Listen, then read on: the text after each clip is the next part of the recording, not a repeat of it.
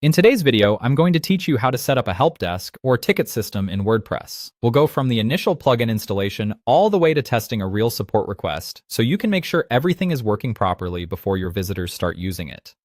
This is a practical setup process, and by the end, you should have a working support system on your website. First, open your WordPress dashboard.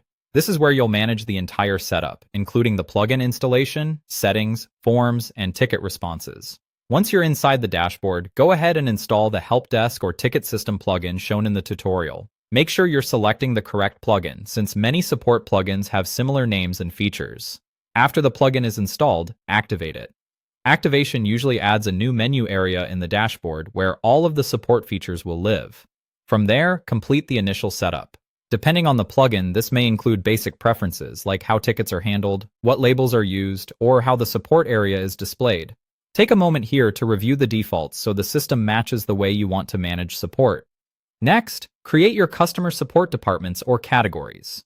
This step is important because it helps organize incoming tickets. For example, different topics can be routed into the right area, making it easier to respond efficiently and keep your support inbox structured.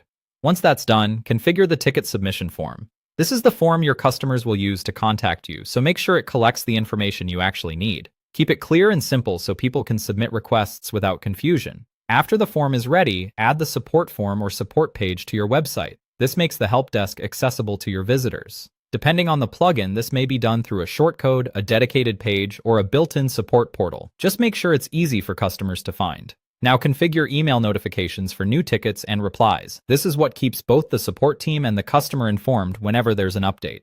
Review the notification settings carefully so alerts are sent at the right times. Then submit a test ticket as a customer. This is one of the most important parts of the setup because it lets you verify the experience from the user side.